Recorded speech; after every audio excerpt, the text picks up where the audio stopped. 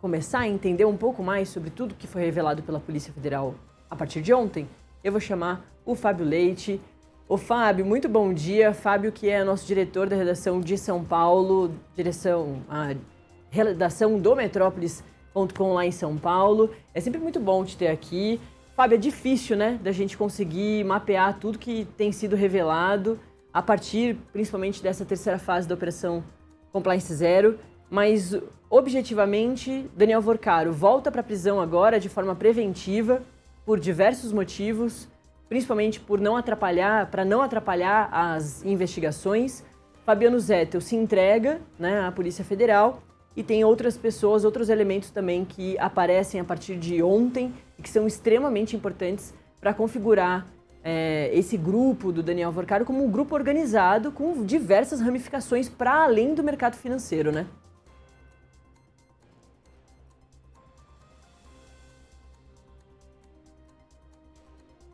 Bom dia a todos que acompanham o Acorda, é um prazer estar aqui participando do seu programa.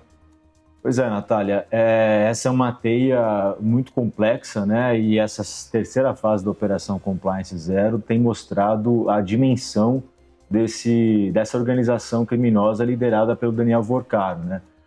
Ontem a gente acompanhou muito de perto todo o desdobramento, né, dessa operação. O Vorcaro foi preso aqui nos Jardins, né, um bairro nobre aqui da capital paulista, levado para a sede da Polícia Federal, da Superintendência aqui na Lapa.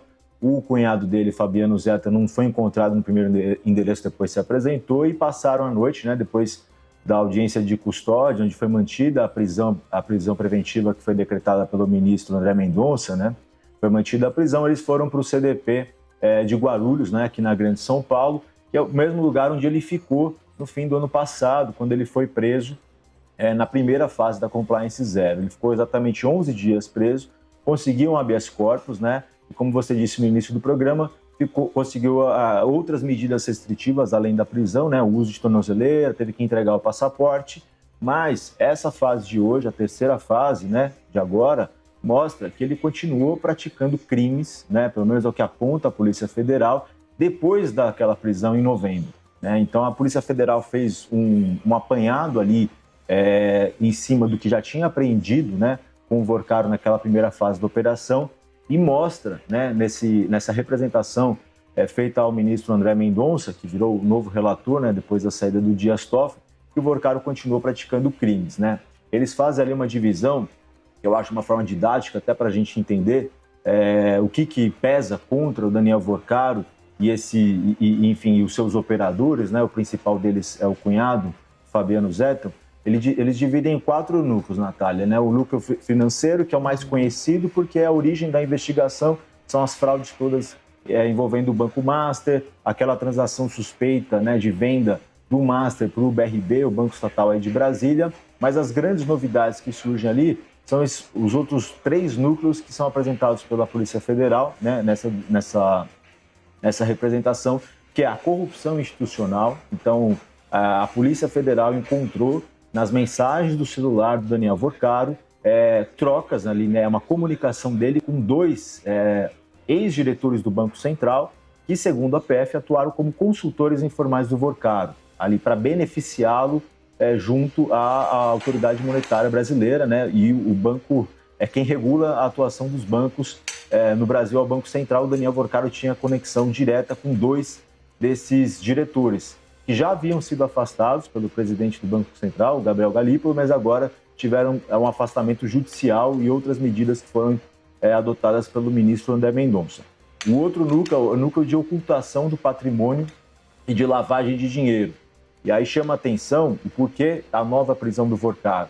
Segundo a Polícia Federal, depois que ele foi depois que ele foi solto lá em novembro, né, na primeira passagem dele pelo CDP de Guarulhos, o Daniel Vorcaro tentou ocultar mais de 2 bilhões de reais, né, do patrimônio do Master ali, que ele teria desviado do Master para empresas ali de patrimônio de bens pessoais dele, por uma conta vinculada ao pai dele, Henrique Vorcaro, num fundo da REAG, que é um fundo aqui da Faria Lima, né, de onde nós falamos aqui na sucursal do Metrópolis. A REAG virou alvo de investigação, já era alvo de investigação desde aquela operação da Carbono Oculto, não sei se todos lembram, mas é aquela operação que investigou um mega esquema de lavagem de dinheiro que envolvia uma rede de postos de combustíveis e usinas, né, de produção de combustíveis ligadas ao PCC. A REAG, assim como o Banco Master, foi liquidada pelo Banco Central diante de todo esse escândalo. E a Polícia Federal identificou, então, que ele estava ocultando 2,2 bilhões de reais, né, que deveriam ser utilizados para pagar os credores do Banco Master, para pagar as vítimas ali do Banco Master, né, e ele repassou esse dinheiro para essa conta vinculada ao pai dele. E o quarto núcleo, que é aquele que mais chocou a gente ontem, quando a gente descobriu, é o núcleo de intimidação e obstrução de justiça, né, que a gente vai falar mais para frente, daquele grupo de WhatsApp chamado de A Turma, onde ele recrutou, né, uma pessoa da confiança dele, que tinha o nome Sicário, o apelido Sicário, e um ex-policial federal, um policial federal aposentado, para perseguir, para monitorar, intimidar jornalistas e qualquer outras pessoas que ele considerava, ele Vorcaro, o adversário dele.